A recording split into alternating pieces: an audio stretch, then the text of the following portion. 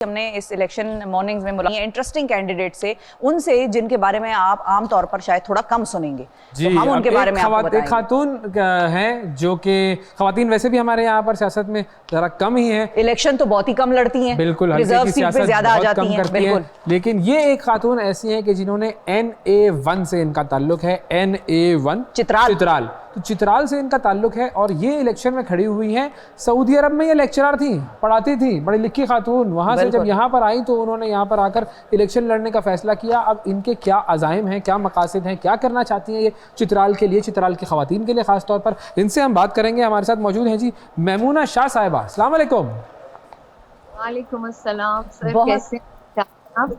बहुत शुक्रिया मैमूना, आपने वक्त निकाला और बहुत शुक्रिया इलेक्शन लड़ने के लिए। आपने रिजर्व सीट का चुनाव नहीं किया किसी पार्टी के साथ, आपने डायरेक्टली मैदान में उतर के मर्दों का मुकाबला करने का तैयार किया, तो इस बात पे तो आपको मुबारकबाद बनती है।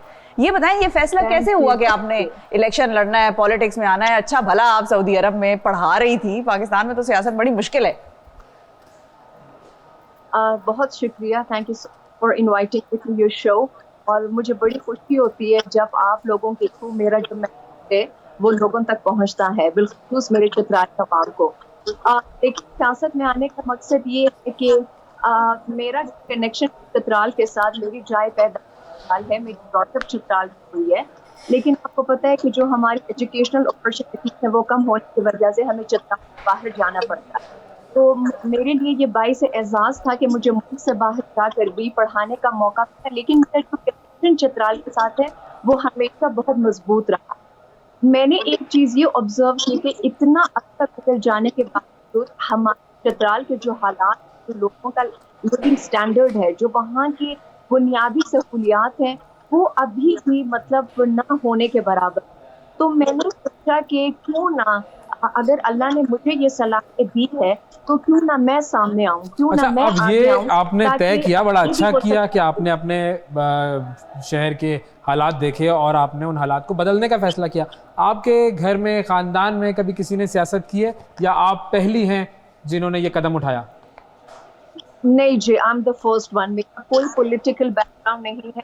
मेरे फादर का ताल्लुक जो है वो पार्लियामेंट हाउस था, मेरे भाई का, लेकिन वहाँ पर एक गवर्नमेंट जो है वो ऑफिशियल के तौर पर काम करते हैं। मेरा कोई सियासी बैकग्राउंड नहीं है, कोई मेरी फैमिली में सियासत में नहीं है। देखिए कितनी खुशाइन बात है कि इलाके के लिए, जी अपने इलाके के लिए ये इन्होंने कहा। मतलब जाहिर है वहाँ से बहुत सारे लोग पढ़ने चले जाते हैं, मौसमी हालात वहाँ पर बड़े सख्त होते हैं, सख्त शदीद सर्दी पड़ती है, बर्फ़बारियाँ हो जाएं तो मामूले ज़िंदगी बिल्कुल रुक जाता है और फिर लोग जाहिर है उस इलाके से बाहर निकलते हैं। वो भी ये नहीं कि वहाँ से भागने के लिए, लेकिन अपनी ज़िंदगी, बच्चों की ज़िंदगी, किस तरह इनकी फैमिली इनको सपोर्ट कर रही है, ये बड़ी इंपॉर्टेंट चीज़ है। क्योंकि वही बात है कि अगर किसी खातून ने दुनिया में कुछ बड़ा करना है तो वो अपनी फैमिली की सपोर्ट के साथ जब काम करती है तो वो बहुत आगे जाती है। बिल्कुल। और अगर फैमिली की सपोर्ट ना हो तो वो एक स्ट्रेस में होती है। उसमें भी बहुत सारी खवातीन बहुत कुछ अचीव करती हैं, लेकिन वो जो एक स्ट्रेस होता है मेंटल, वो उनके साथ होता है। तो अगर वो फैमिली की सपोर्ट होगी फिर आप देखें खवातीन कैसे काम करती हैं, कमाल काम करती हैं। तो अब सर्दी भी होगी चित्राल में, बिल्कुल। और इस वक्त भी, क्योंकि जाहिर है वो जो लोग जो कह रहे थे यहाँ पर केपी साइड पे कि भाई बड़ी सर्दी होगी, बर्फबारी में लोग वोट कैसे डालेंगे, तो असल में तो ये लोग हैं